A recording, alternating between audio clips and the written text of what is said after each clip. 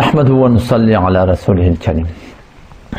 بدون مقدمة çünkü vaqt az.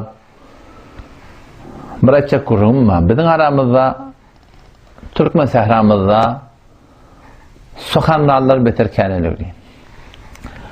Hak bilen batılı tanımaklıkta umum musulmanı da eğer çarçobu bilmese öz zayınına kıynalıqlı. Otom kavatlarda men dostolarlarda aytgan ödüm. O sözde aytdım men onu şu aytacak kurummi.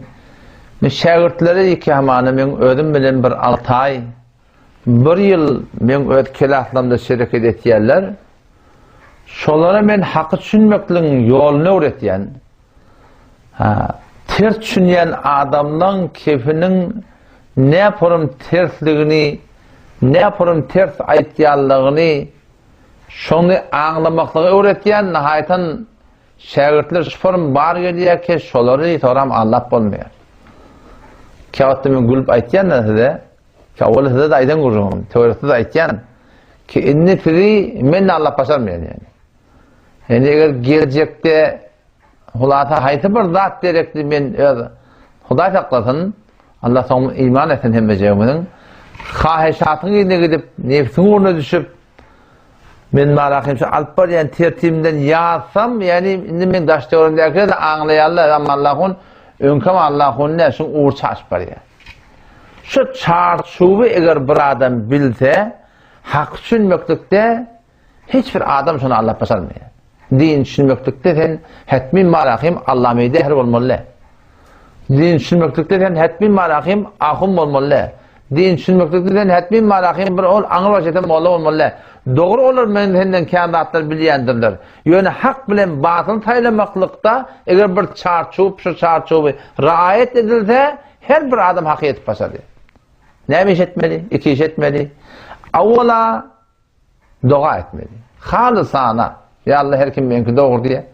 O bir zat diýipdi, bu Osmani diýipdi, o Wahhabi diýipdi, o Tawhidi diýipdi, o ýene bir zat diýipdi. Her kim hulata birbirine reddedip başlaryna gaý.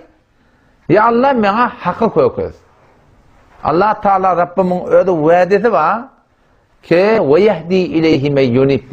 Her kim enabaty bolsa, ýalbarmaklygy bolsa, çyn bitin ýürekden sen dogry islemeklikden Allah Taala'dan bolsa, mahal ki Hudaý Taala hidaýet etmesin. Dişinde bolar, huşunda bolar, setterse Hudaý Taala hidaýet eder. Yüreğine şonu goýýar Hudaý Taala, haýsy dogry. Mekawatlarda aýtýanda ki, muhtelif adamlar var bizim mantagamızda. Şoda gurdeşlerinde falan hem bir derset ihtimali hata bersen. Yok, men asla ihtimal hata beremem. O baba sen delil çekçekke. Hem bir derset ihtimali hata ber. Ya Allah mene hak diýipýän. Şu düşünen adam hak diýip aýtýan. Ya Allah mene hak düşündür. Mana dogry düşündür. Ya Allah men ýalňyş ýamda men hidaýet etip, şunu Allah tebarek we taala biz awwal qybar hada haqiqi haqqa ýetjek bolsak näme etmek gerek? Doga etmek gerek. Bir gurrun. İkinci gurrunda bir çarçup da var. Şu çarçuba belet bolmaly. O da näme? Hanefi mezhepden menen mesailimi sorap durmaly. Mezhep ma? Mezhep dinel. Bizim dinimiz İslam. Kitabımız Kur'an, Rabbimiz Allah Taala, Muhammed sallallahu aleyhi ve sellem peygamberimiz. Bizim dinimiz İslam. Emma mezhep diýerleri eger şu mezhepden çyksaň, şun iri adam gomrahyga garşy çekýär.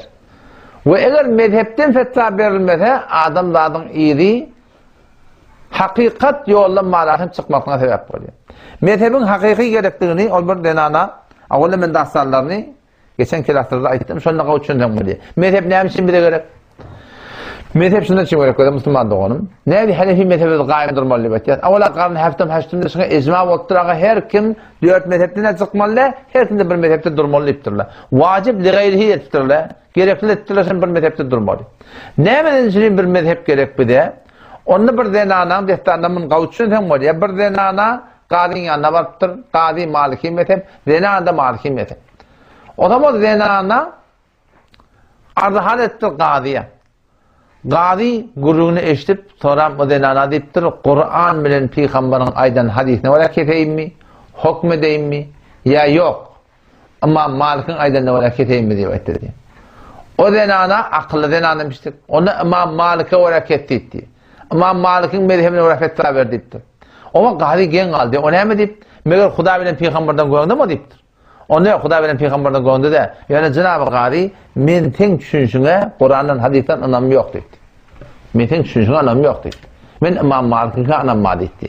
En şaturatında Müslüman doğun, şu konu Türk mesela hem takdirlerinin tıylığı, hormati, edebi, ehtiramı taklan, zayinna, ama hakiki işi verilip duranlar, Huda bilen peygamberin aydan ne olayligini ya değerligini bilecek olan, ne etmeli? Şunun mezhepten takdir, Hanefi mezhepten bana aytıp verdi. Hanefi mezhepten bana yazıp verdi.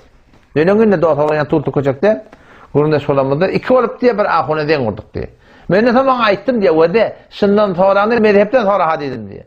O tam sondan deröl çıkınem, am diye, den kurduk diye, soradık diye, havaşı, Türk meselada, sünnetten sonra bir tertip bilen Kur'an okuyor diye, ondan sonra dua edin diye, şirat niyede başı dedik diye. Deröl çıkan Kur'an okuyor diye. Fakra ummete esra minel Kur'an.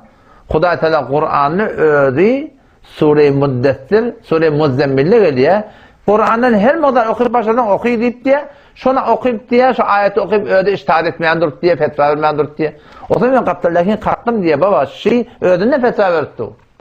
Şu ödünle fetva verdi o. Şu mezhepte fetva verenek. O zaman şu tayda Müslüman doğanım, eğer şu çarçubu bir gayim olsak, inşallah, şunun bereketine biri, yolun ağdaşarlar, ağdaştırmalar.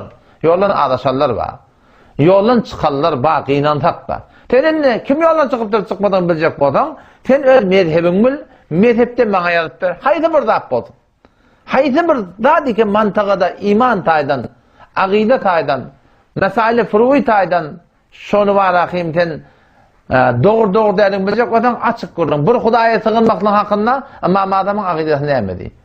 Diğer o hadise bakıyorlar. Yok ama adamın aqidesini bana aytıp ver. Mezhep başın aqidesini bana aytıp ver. Ama adam şanxanı ne emediptir? Ölün hakkında ayet 40'ı yüzü pişirip verirler ama adam ne emediptir? Mezhep ne emediptir? Kâmet demekten hakkında mezhep ne emediptir? Sıfıran başına el kaldırmaktan hakkında Hanefi mezhebi ulamaları ne emediptir? Yani ne mayıv var, ne miradı var, ne mayıv var, iradı şıtadı var. İmam Azam rahmetullahi her bir dua sokapta, her bir emin sokapta, her bir Kur'an sokapta, her bir namaz sokapta, her bir sadaka sokapta. Bir kişinin hemmeti şeriata uğra olsa sokap. Peşvak o da cuma baranda yalgınlığı da. Hutbe okuyup duha namaz okumak da haram, keplemek de haram diye koyupturlar. Namaz okumak haram oluyor bir vakitte. Sen dağıtandan sonra gelip mescitte teheyyül mescid okuyup başarmıyorsun. Sen işe otur vacibı aradan vakitinden başla sen cemaat okuyup başarmıyorsun. Sen manakım ruku gavdat ama iktar ruku edip başarmıyorsun namazda. Secde gavdat ama sen dört haber sen secde başarmıyorsun. Her bir dadi ki bana şol şeriata uğrayıp olmalı. O da inşallah şu çarşıba gayimdir öyle. Mezhepten soraydı, mezhepten bileydi, mezhepten bana yazıp verdi. Öyle kefe, tevcih böyle böyle oluyor şeyler oluyor. Hanefi mezhebin kitabında, Allah için 1400 yıl geçiptir, 1250 yıllığı Hanefi mezhep bileme ummata hilafet ve hükümet ettirler. O şey yarısı zat yok. Hanefi mezhebin içinde ne mi bağlatacak belli, mezhebin aydan ne olabilir düşünecek. Düşünüp de amel etsek inşallah o fetva sorarsak tenesen o da yazıp verdik de durma. Aydın kurunu şol ters düşünen adamdan soranda bağışta hazakun şun bana yazıp ver diyende de mezhepten yazıp ver diyende şun yüdügodun gözü hen yalp bülfetip bana akım yüdügodun ak gök bolyandır. Şun ol aydıp duranın yanına son öyle bilir akım o. Şunu soranda takdir şun mezhepten yazıp ver diyende yazıp vermeden önce şun yüdügodun gözü. Hak adam öyle yüdügodundan ne ot bol otursundan da kepleyişinden ne anlatan buralar. Allah temizliğine tevfik versin. Vesselamu aleyküm ve rahmetullah.